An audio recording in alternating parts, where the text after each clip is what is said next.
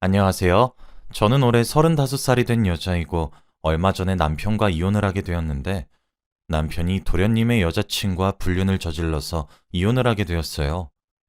그냥 이혼을 하는 건 너무 시시하고 재미없어서 제 성격상 받은 건 꼭 되갚아줘야 하기 때문에 통쾌하게 복수를 했던 이야기를 풀려고 합니다.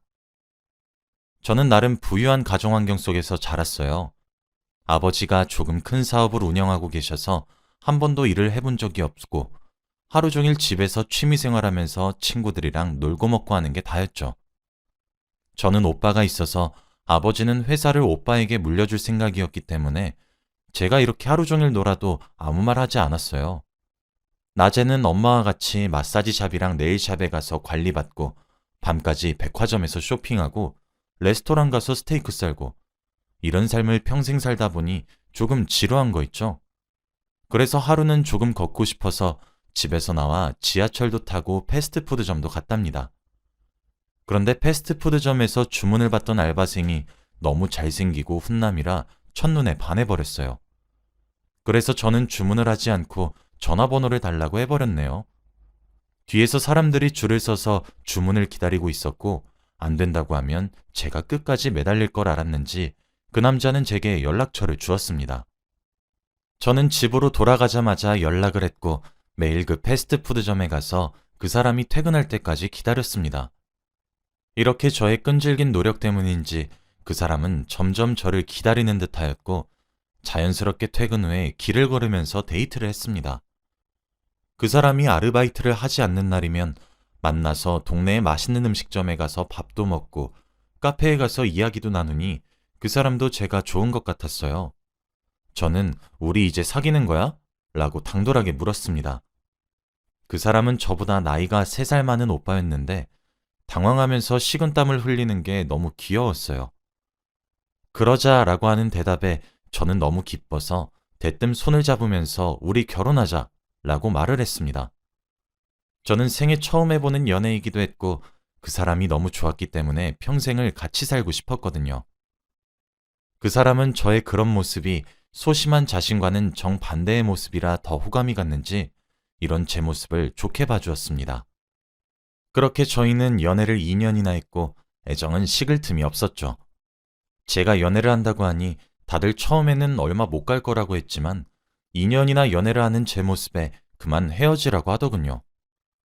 그 사람은 우리 집에 맞지 않은 사람이야. 주제에 맞게 사귀어야 된다. 라고 하며 그 사람의 가정 환경을 말했습니다. 오빠는 가정 환경이 어려운 편이었거든요. 하지만 저는 그게 무슨 상관인가 싶었어요. 부모님에게 오빠 한 번만 만나보고 결정해줘 라고 말을 했죠. 저는 결혼 전에 오빠를 집으로 데려와서 저희 가족과 인사를 나누게 했고 부모님은 오빠의 싹싹하고 예의 바른 모습에 조금 놀랐는지 요즘 청년들이랑은 조금 다르네 라며 좋아하셨습니다. 요즘 사람들은 다들 어른한테 예의가 없다며 못 배운 티를 내는데 오빠는 그렇지 않다고 했죠. 그래서 저는 오빠가 드디어 사윗감으로 인정을 받은 기분이라 너무 기뻤습니다.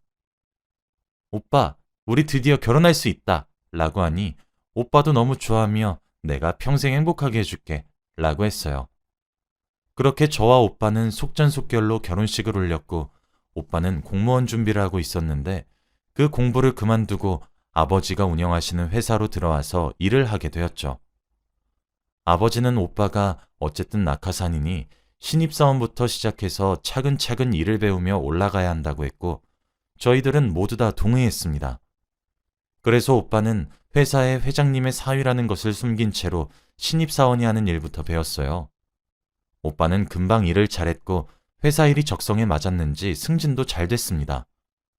지금 생각해보면 아마 아버지가 오빠 승진시켜주려고 일부러 사위라고 말하고 다닌 것 같아요. 아무튼 그렇게 단기간으로 승진한 사람은 오빠가 처음일 것입니다. 오빠가 나름 높은 직급으로 승진했고 저희도 어느덧 결혼 8년 차가 되었습니다. 어릴 때 결혼을 해서 결혼을 한 지 오래됐지만 그렇게 나이가 많은 것도 아니었죠. 그런데 요즘 들어 남편이 집에도 자주 들어오지 않고 집에 와도 하루 종일 휴대폰만 만지고 있길래 여자의 직감으로 예상했죠. 여자가 생긴 것 같다고요. 누구랑 연락을 그렇게 해? 얼마 전에 알게 된 건데, 내 동생 있잖아. 도련님? 응. 내 동생 여자친구가 우리 부서 사원인 거 있지? 둘이 5년이나 사귀었는데, 이제 곧 결혼할 것 같더라. 그래서 우리 미래 재수랑 이야기하고 있지. 얼마 전에 알게 돼서 세상에 이런 우연이 있나 싶네. 너무 신기하지 않아? 저는 도련님의 여자친구랑 문자를 한다고 하길래 안심했고 세상에 그런 우연이 있냐며 같이 맞장구를 쳤습니다. 그런데 날이 갈수록 아예 대놓고 그 여자랑 전화도 하고 만나러 간다면서 밖으로 나가는 게 아니겠어요? 그래도 도련님이랑 결혼할 사이인데 단둘이서 그런 만남을 가지는 게 조금 의심스러웠고 남편이 자는 동안 휴대폰을 몰래 보니 역시 외도의 흔적이 발견되더라고요. 둘은 연인 사이처럼 이야기를 나누었고 사귀는 사이 같았습니다. 화가 났지만 단순히 이혼을 하기에는 너무 시시하고 재미가 없을 것 같아서 오빠와 그 여자한테 복수를 하기로 결심했어요. 그 도련님 여자친구분 있잖아. 갑자기 왜? 아니, 이제 결혼할 사이면 나한테 소개시켜줄 수 있는 거 아니야? 같이 여행 가는 거 어때? 넷이서 가까운 곳이라도 가자. 결혼 전에 우리랑 미리 친해지면 얼마나 좋아. 남편은 당황하는 듯 했어요. 에이, 동생이 싫어할걸? 그럼 내가 도련님 설득해볼게. 저는 다음날 바로 도련님에게 연락을 드리니 너무 좋다며 지금 당장 계획을 짜겠다고 하시더군요. 그렇게 저희는 1박 2일로 강원도를 여행 가기로 했습니다. 여행을 갔는데 남편과 그 여자는 제가 둘의 관계를 알고 있는 것을 모르는 것 같았어요. 그래도 저희 앞이라 조심하는 것인지 저와 도련님 앞에서 애정행각은 전혀 하지 않더군요. 강원도에 관광지도 다니고 유명한 맛집도 가면서 여행을 즐기고 밤에 숙소로 돌아와 술자리를 만들었습니다. 저는 술이 센 편이라 잘 취하지 않았는데 저 빼고 다들 조금 눈이 풀렸더라고요. 근데 그때 취한 도련님 여자친구분이 제게 말을 걸었습니다. 형님, 내가 요즘 고민이 있어요. 뭔데 동서? 그때 도련님과 남편은 술에 많이 취해서 이미 방으로 들어가 있던 상황이었고 거실에는 저와 도련님 여자친구분밖에 없었죠. 아니 요즘 만나는 남자가 글쎄 왼쪽 엉덩이에 점이 있는데 그게 얼마나 귀여운지 몰라요. 도련님의 엉덩이는 한 번도 본 적 없지만 저희 남편은 신기하게 왼쪽 엉덩이 중간에 큰 점이 있어요. 그런데 일부러 저 들으라고 놀리는 건지 아예 대놓고 바람을 피우고 있다고 말을 하는 것 같더라고요. 아, 그래? 우리 남편도 왼쪽 엉덩이에 점이 있는데 신기하다. 근데 그게 고민이야? 아니요. 형님, 이거 형님만 아셔야 해요. 응, 말해봐. 여자들끼리 비밀인데 당연히 지켜야지. 그 사람과 어차피 될 수 없는 인연인데 이미 넘어야 하지 말아야 할 선을 넘었다면 어떡하죠? 저는 그 말을 듣는 순간 도련님의 여자친구가 굉장히 당돌하고 만만치 않은 여자라는 것을 알았습니다. 그렇게 당차게 남편과 바람을 피우는 것을 아내인 제 앞에서 말하다뇨. 아무리 제가 알고 있다는 사실을 모른다고 하더라도 이건 아니죠. 동서, 그래도 안 되는 사이면 끝내야지. 근데 그게 마음대로 안 돼요. 이미 전 그 사람에게 푹 빠져버렸는데요. 근데 그 사람도 제가 너무 좋대요. 저는 도대체 뭐라 대답을 해야 할지 모르겠고, 제 앞에서 제 남편과의 연애 이야기를 풀고 있으니 저는 부풀어 오르는 화를 겨우 눌러 담고 그렇게 여행은 끝났습니다. 남편과 집에 돌아왔죠. 우리 동생, 동서랑 곧 결혼한대. 그래서 다음 주에 상견례 한다고 하네. 어때? 너무 좋지? 도련님과 결혼을 한다고 해서 드디어 남편과의 관계를 끝내나 싶었지만 동서는 계속 저에게 개인적으로 연락을 해왔어요. 오늘은 그 사람이랑 뭘 했고 다음엔 뭘 할 건지 그리고 제 남편과의 잠자리 고민까지 말하는 거 있죠. 그 고민을 저도 똑같이 하고 있는 것들인데 언제까지 동서의 입에서 나오는 것을 지켜봐야 할지 제 생각엔 그냥 제가 대놓고 자기한테 화를 내는 걸 원하는 것 같았어요. 저는 절대 동서가 원하는 대로 흘러가지 않겠다고 다짐하고 성심성의껏 눈치채지 못한 척하며 고민도 잘 들어주고 말도 잘 들어주었습니다. 상견례 자리도 무난하게 끝냈고 둘은 결혼을 본격적으로 준비하고 있었습니다. 저희도 여느 때와 다름없는 평범한 날들을 보냈죠. 저는 주기적으로 남편이 자는 동안 남편의 휴대폰을 몰래 보고 둘이 연락한 내용들을 확인했습니다. 남편은 그것도 모르고 제가 눈치채지 못했다고 생각을 하는지 동서와 연락을 잘하고 있더라고요. 오빠, 나 이러다가 진짜 오빠 동생이랑 결혼하겠어. 오빠랑 자주 보고 싶어서 일단 하긴 하는데 얼른 형님이랑 이혼하면 안 돼? 조금만 기다려. 내가 금방 너 책임질게. 나 이혼하면 멀리 가서 단둘이서만 행복하게 살자.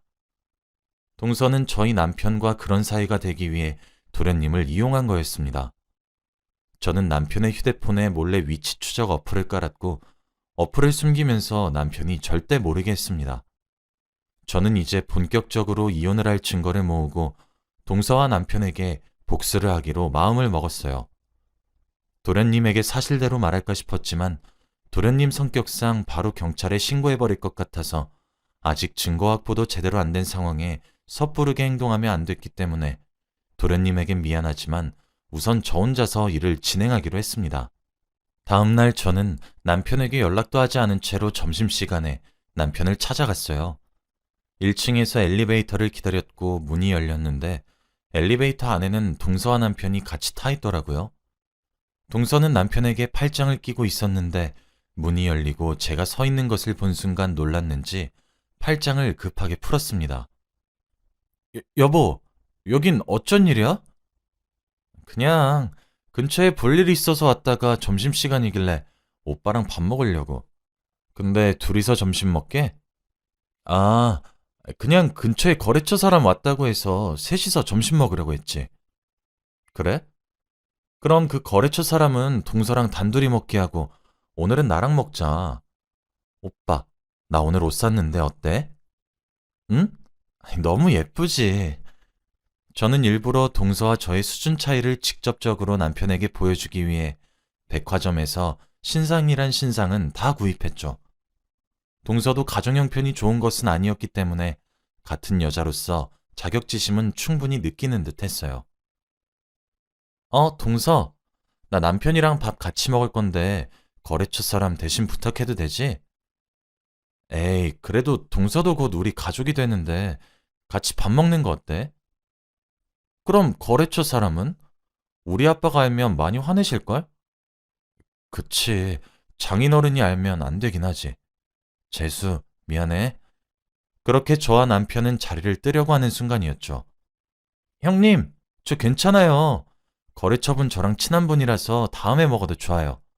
오늘 저랑 같이 셋이서 밥 먹어요. 아주 뻔뻔한 얼굴로 말을 하더라고요. 저는 누가 이기나 싶어서, 그래? 그럼 나야 더 좋지. 그럼 내가 잘하는 곳 있는데 거기로 가자. 내가 살게. 라고 했죠. 저는 아예 그들이 범접할 수도 없는 최고급 레스토랑으로 갔고 동서는 눈이 휘둥그레지더라고요. 제가 그 레스토랑에 가니 다들 저에게 깍듯이 인사를 했고 제 짐을 받아주었죠.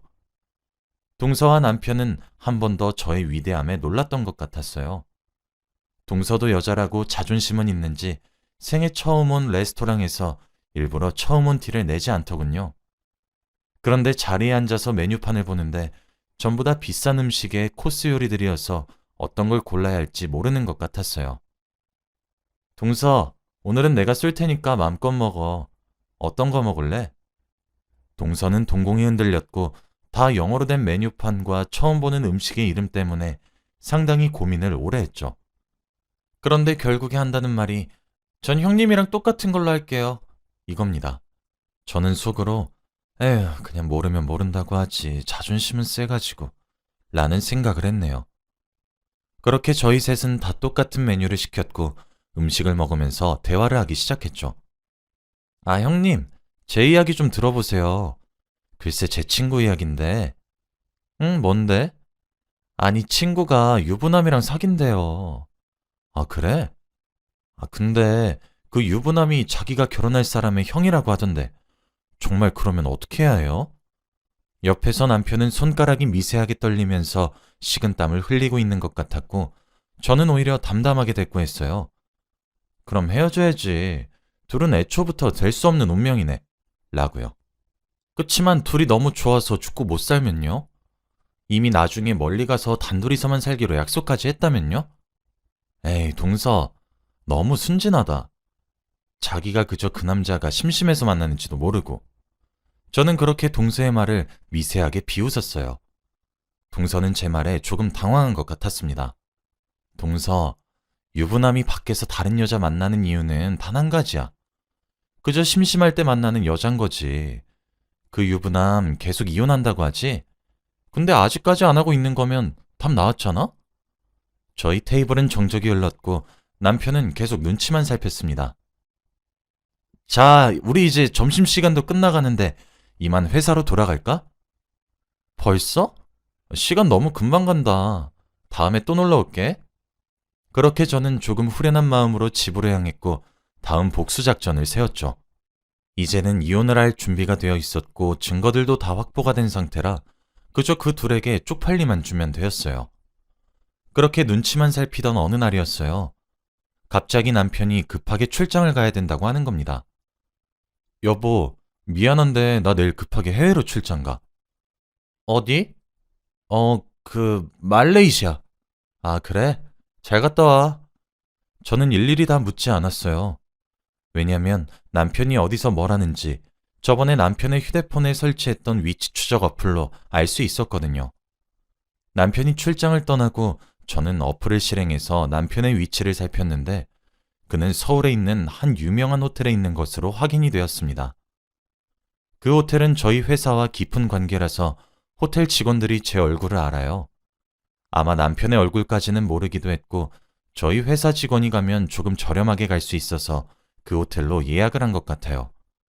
그때 저는 남편이 그 여자와 단둘이 여행을 갔다는 것을 눈치챌 수 있었죠. 저는 다음날 호텔에 전화를 해서 남편 이름을 대고 몇 시에 퇴실인지 알아냈습니다. 물론 처음엔 개인정보라고 알려드릴 수 없다고 했지만 제가 누군지 말하니 알려주더라고요. 아무튼 저는 아침부터 화려하고 고급진 옷을 입고 자주 가는 샵에 들러 화장을 받아 호텔 로비로 들어갔더니 다들 저에게 깍듯이 인사를 했습니다. 저는 인사를 받고 그들이 나올 때까지 1층 로비에서 눈이 빠져라 기다렸는데 둘은 퇴실 시간에 딱 맞춰 나오더라고요. 그들이 로비를 지나갈 때 저는 로비 중앙에서 그들 앞에 섰습니다. 둘은 팔짱을 끼고 행복하게 웃으면서 걸어오다가 그들 앞에 선 저를 보고 놀라더라고요. 여보, 여긴 어떻게? 저는 남편의 말이 끝나기 전에 뺨을 내리쳤고 로비에 있던 모든 사람들이 저희가 있는 곳으로 집중했습니다. 벗어. 어? 남편은 저에게 맞은 뺨을 부여잡고 쳐다봤고 저는 내가 준 것들 다 벗으라고! 라며 소리쳤어요. 남편은 당황을 하며 주위 시선들을 확인했는데 모두 다 저희를 쳐다보고 있었죠. 여보, 내 말 좀 일단 들어. 제가 버럭 소리를 지르니 남편은 양복을 하나둘 벗더라고요. 동서, 아니 민서 씨, 이 사람이 이런 사람이에요. 내가 겉은 화려하게 바꿔놨는데 속은 안 바뀌더라. 이래서 우리 아빠가 못 배운 것들은 만나면 안 된다고 했는데. 민서야, 그냥 너 가져. 너 줄게. 둘이서 멀리 가서 행복하게 살아. 라고 한 뒤 유유히 로비를 나왔고 남편의 얼굴을 보니 수치심을 많이 느꼈는지 눈에 눈물이 조금 맺힌 것 같더라고요. 그렇게 집으로 돌아와서도 화가 풀리지 않아 회사 커뮤니티에 글을 썼습니다. 안녕하세요. 마케팅 부서 김모군과 박모양을 폭로합니다. 라는 제목을 쓰고 지금까지 있었던 모든 일들을 글로 표현하니 조금 후련하더라고요. 그런데 폭로글이라 10분도 안 돼서 조회수가 200이 넘어갔습니다. 휴가가 끝나고 남편과 동서는 회사로 돌아왔는데 다들 보는 눈빛이 이상해서 알아보니 커뮤니티 글을 알게 되었고 그들은 어쩔 수 없이 자진해서 사표를 쓰고 회사를 나갔어요. 저는 거기서 이름을 밝히지도 않아서 명예훼손죄를 피해 나갈 수 있었습니다. 아무래도 회사 일도 있다 보니 아빠가 알게 되는 건 시간 문제였고 아빠는 딸아, 역시 못 배운 것들은 집안에 들이면 안 돼 라고 하셨습니다. 도련님은 당연히 화를 내시며 당장 죽이러 가겠다고 하는 걸 겨우 말렸고 저는 바로 이혼 서류를 남편에게 보냈죠. 남편은 이혼을 하지 않겠다고 거부하다가 제가 사람을 시켜서 어떤 방법을 써서라도 이혼 도장을 받아오라고 했고 그렇게 이혼 소송은 진행될 수 있었습니다. 당연히 동서한테는 상간녀 소송을 걸었어요. 위자료를 최대한 많이 청구했네요. 저는 일부러 위자료 청구 용지를 남편의 시댁과 동서의 부모님에게 보내며 자식 교육 잘 시키세요 라는 문구와 커뮤니티 글을 직접 복사해서 같이 보냈습니다. 다들 저에게 사과를 하셨고 저는 그렇게 복수를 끝낼 수 있었죠. 부모님이 자식이 밖에서 어떤 짓을 하고 다니는지는 알아야 할 것 같았습니다. 저는 지금 예전처럼 가족들과 많은 시간을 보내고 있어요. 오빠가 계속 자기 친구를 소개해준다고 하는데 아직은 잘 모르겠네요. 그 둘은 지금 어떻게 지내는지 몰라요. 정말로 둘이서 멀리 가서 살고 있는지 제 눈에만 안 띄면 됩니다. 아무튼 제 이야기는 여기까지예요. 들어주셔서 감사합니다.